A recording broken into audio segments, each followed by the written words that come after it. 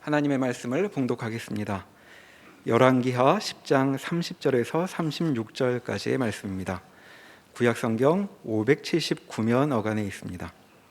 열왕기하 10장 30절에서 36절까지의 말씀입니다.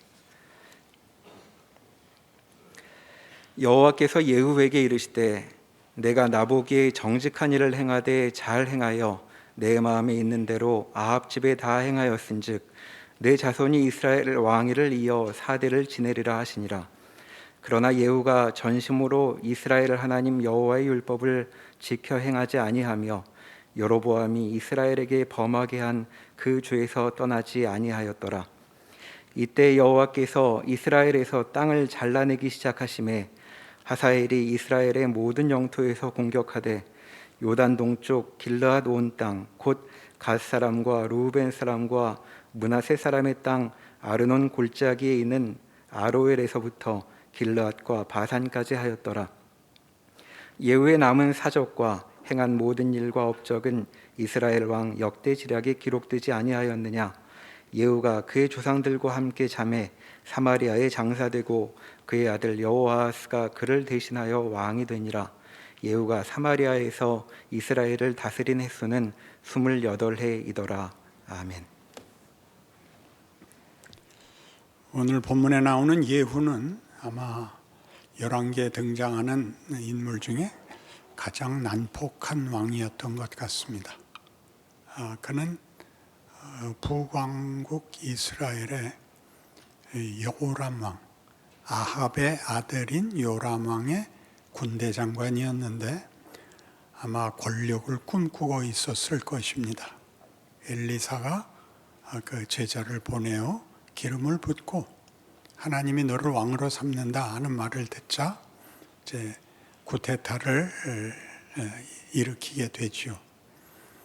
그는 굉장히 난폭하게 요람을 죽이고 그리고 그때 동맹을 맺어서 올라와 있던 아하시아라는 유다 왕도 죽이고 이세벨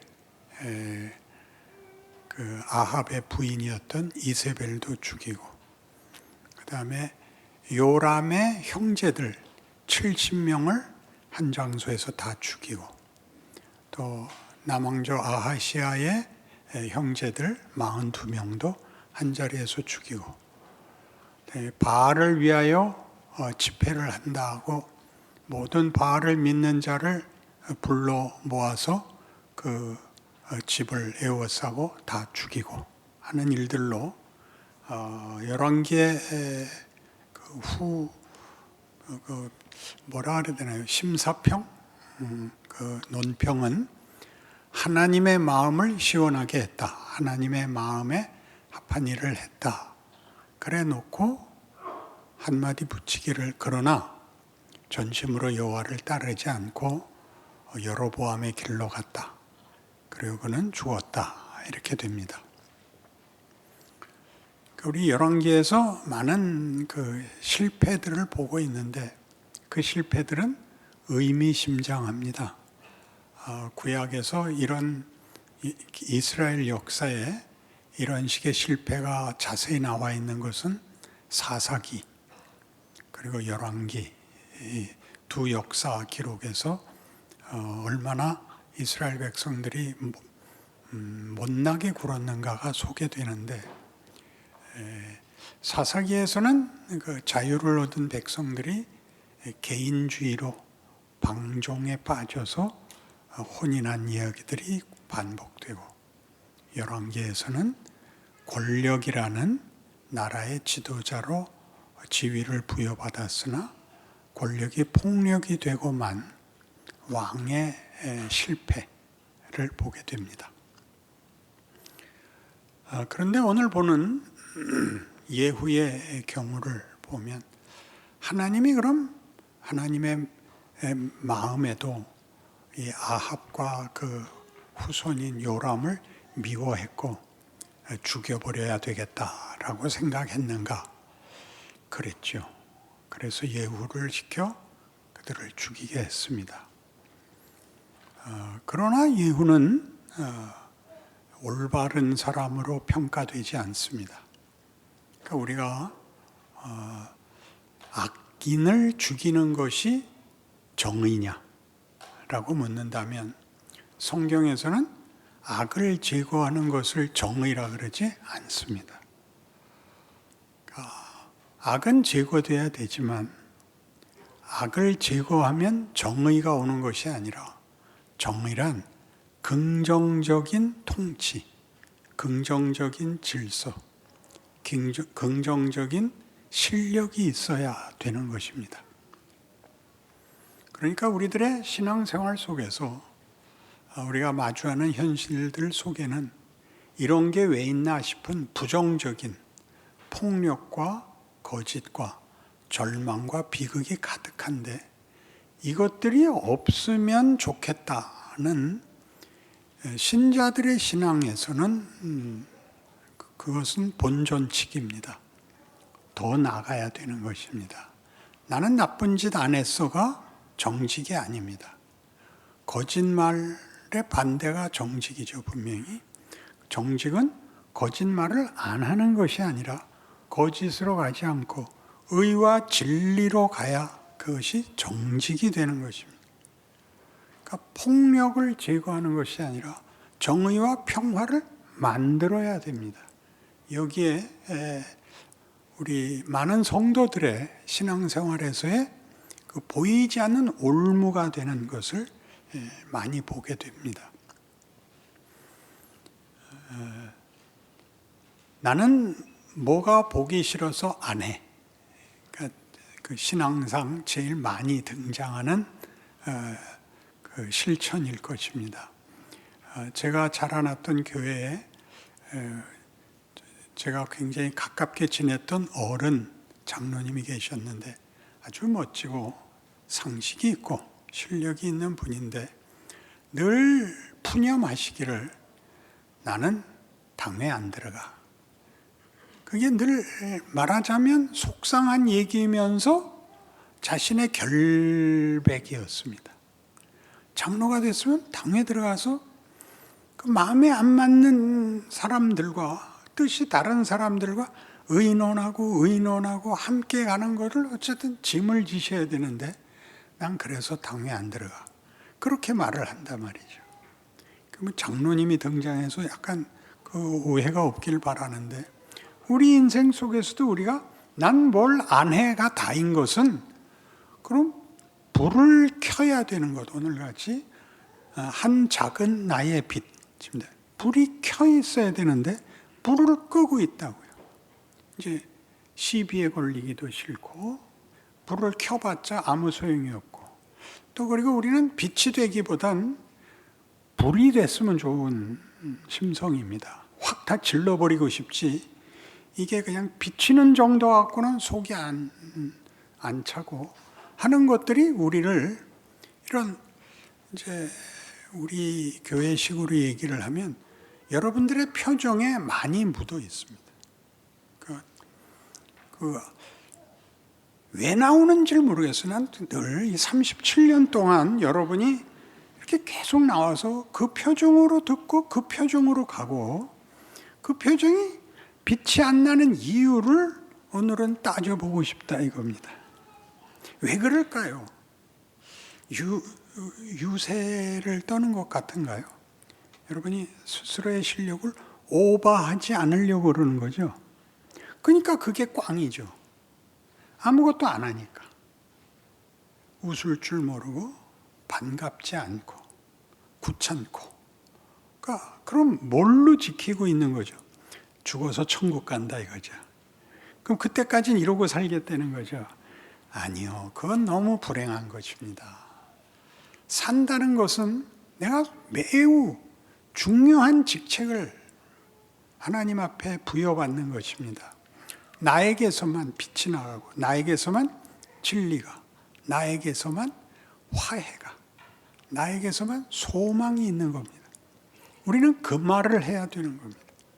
세상은 미운 말하고 공격하고 폭력을 쓰는데 기껏해야 안 그러는 게 다죠. 안 그러는 게. 우리는 안 그러는 것이 아니라 폭력과 죄악을 안 짓는 게 아니라 나가야 할 때가 있습니다. 여러분 잘 아시는 갈라디아서 5장 16절에 의하면 이렇게 되어 있습니다. 내가 이르노니 너희는 성령을 따라 행하라. 그리하면 육체의 욕심을 이루지 아니하리라. 육체의 소욕은 성령을 거스르고 성령은 육체를 거스르나니 이 둘이 서로 대적함으로 너희가 원하는 것을 하지 못하게 하려 함이니라. 그러니까 무엇을 안 하지 말고 정말 해야 되는 걸 해야 되는 것입니다. 그 정말 해야 되는 건 그 뒤에 나오죠. 육체를 따르면 뭐가 나오느냐? 온갖 더러운 것과 분파와 싸움밖에 나올 게 없고, 성령을 따르면 잘 아시는 사랑과 희락과 화평과 자비와 양성과 충성과 온유와 절제가 나옵니다. 그러니까 이쪽을 해야죠. 이쪽을 가리는 거지 이거 하지 말아라가 아니란 말이죠. 이거 하지 않는 게 아니라 이걸 해야 되는 겁니다. 만만치 않습니다. 대부분 이 문제를 정답을 얘기하는 것으로 하려고 합니다. 야, 그러면 못 써. 너 그러면 되겠어? 이런 말은 아무도 감동을 받지 않습니다. 웃어야 됩니다. 미친 짓 할 때 그냥 이렇게 담담히 웃으십시오. 넌 왜 웃어? 재밌어서. 그 말이 안 맞을까요? 넌 뭐 말도 이상하게 하네. 아니야, 난 네 친구잖아. 우리가 묶여있는 보내진 사람들하고 편을 들고 화해시키기 위해서 긴 시간을 가져야 한다는 것을 모릅니다. 너 그래서 되겠어? 이런 말은 여러분 자식들도 안 듣고 우리도 우리 부모님한테 안 들었던 말입니다. 답을 모르는 게 아니라 그 답을 답으로 가질 실력을 가지는데 전생애가 필요한 것입니다.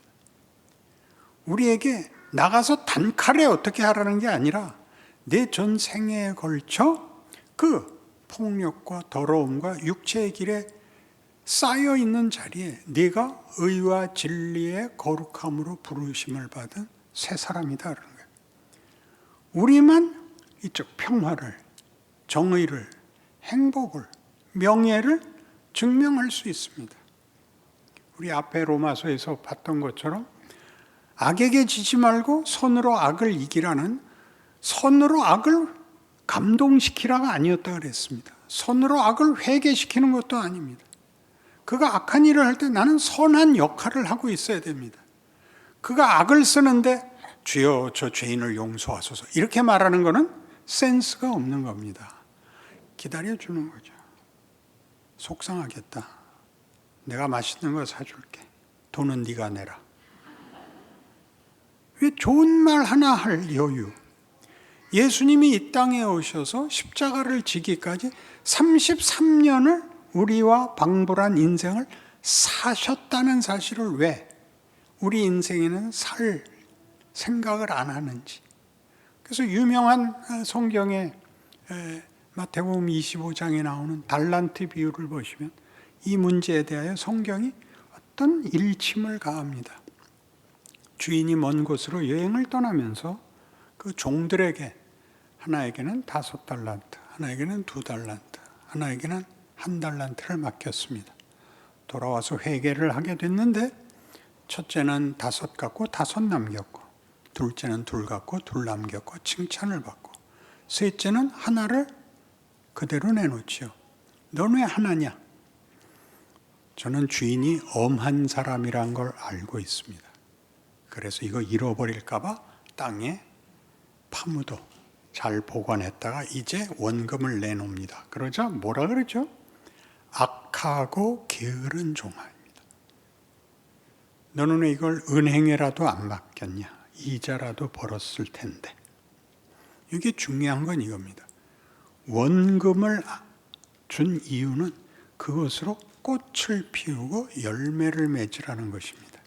그것은 돈이 한 게 아니라 그 종들이 각각 한 것이죠. 첫째는 5달란트로 5달란트만큼의 꽃과 열매를, 2달란트로 꽃과 열매를, 그 종 자신이 크고 그 종 자신이 그 유익을 남기기 위한 성실함과 어떤 실력과 어떤 지위와 수준에 가게 됐겠죠. 이 마지막은 뭘 했다고요? 잃어버리지 않은 걸로 끝났다고요. 그러니까 신앙생활이 뭔지를 모르는 겁니다. 매일 우리가 만나는 현실에서는 이 선택이 없는 세상 사람이 태반입니다. 그 태반은 다 공포 속에 살고 절망 속에서 살면서 답이 없는 데를 끙끙거리고 사는데, 우리는 답이 있습니다. 우리에겐 구원자가 있고, 우리에겐 운명이 정해져 있고, 우리에게는 성령이 함께 하시고 실력이 있습니다. 한꺼번에 상대방을 휙 뒤집어 놓는다는 개념이 아니라 우리는 그들을 불쌍히 여겨야 되고, 그들을 위하여 내가 보냄을 받았다는 생각을 해야죠. 나 하나 편안하면 그만이다라는 생각을 하는 건, 그건 십자가를 모르는 것이죠. 그건 예수님의 성육신도 모르는 것이죠. 그렇게 우리가 빛을, 불을 밝혀야 됩니다. 우리가 끌어안아야 됩니다. 그건 많은 실력이 필요하고 많은 경험을 통해서 여러분 스스로가 실력이 클 것입니다.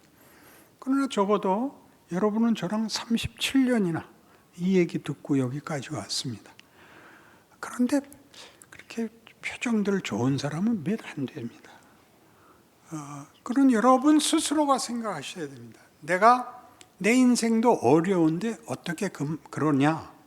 여러분이 어머니로서, 아버지로서, 선생님으로서, 어른이로서 여러분이 자식들, 후손들 앞에 서면 여러분은 그 후손들 앞에 여러분의 현실을 실토해서는 안 된다는 것쯤은 알 것입니다.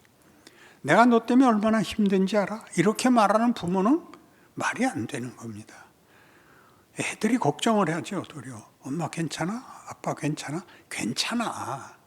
뭘 왜 물어볼까요? 집이 내일 넘어간다는 겁니다. 그럼 어딜 가야 되나? 일단 교회로 가자. 철야를 하자. 그 소리를 듣고 엄마 어떻게 되는 거야? 무슨 일이 있는 거야? 아무 일도 없어. 걱정 마. 그렇게 말을 하는 거죠. 그게 실력 아닌가요? 다음날 설사 다 없고 뛰어야 되는 일이 생길지언정 그 부모 노릇하는 것, 친구 노릇하는 것, 욥기에서 봤죠. 욥의 친구들의 제일 못난 게 뭐예요? 와서 정답 얘기하고 들쑤셨잖아요. 야, 너희들은 내 친구라면서 너희들이 각박하고 그렇게 험상궂냐? 욥의 한탄이었습니다. 예수 믿는 사람이 있으면 거기는 분명히 생명과 진리와 소망이 거기에 있는 거죠. 예수님이 오신 것이 임마누엘이었던 것처럼 내가 있는 곳은 임마누엘인 것이죠. 그러니까 여러분이 좀 더 한번 생각해서 오늘 내가 할 수 있는 일이 무엇이 있을까? 그 선행이 길 가다가 바구니에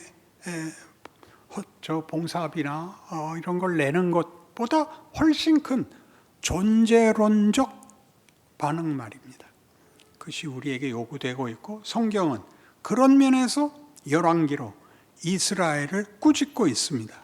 이 꾸중을 역사로 봤으니 교회 시대에는 이것보단 나아져야죠. 그죠? 저부터 웃을 테니까 표정 한번 밝게 해보세요. 인상을 다 쓰고 있는 이유가 뭡니까? 우리의 인생에 감사가 있어야 되고 모험이 있어야 되는 것은 우리가 어떤 조건일지라도 하나님이 우리를 통하여 은혜와 기적을 담아낸다라는 믿음을 가지는 것. 그래서 우리의 표정이 훨씬 담대해지고 훨씬 인내해야 된다. 우리가 살아있는 이유다. 이런 감사로 여러분의 생애를 애들 유아 세례 주면서 한번 바꿔보시기를 권합니다. 기도하십시다. 하나님 아버지, 우리가 몸담은 세상은 험악합니다. 그러나 바로 여기에 주께서 오셨고 그리고 우리를 보내셨습니다. 그니 우리는 기적의 증인이죠. 또 기적을 행할 능력자들이죠. 나와 만나는 모든 사람 앞에서 우리는 하나님의 자녀이며 소망이며 명예이며 자랑이며 행복이게 하시옵고 그걸 나누게 하시옵소서.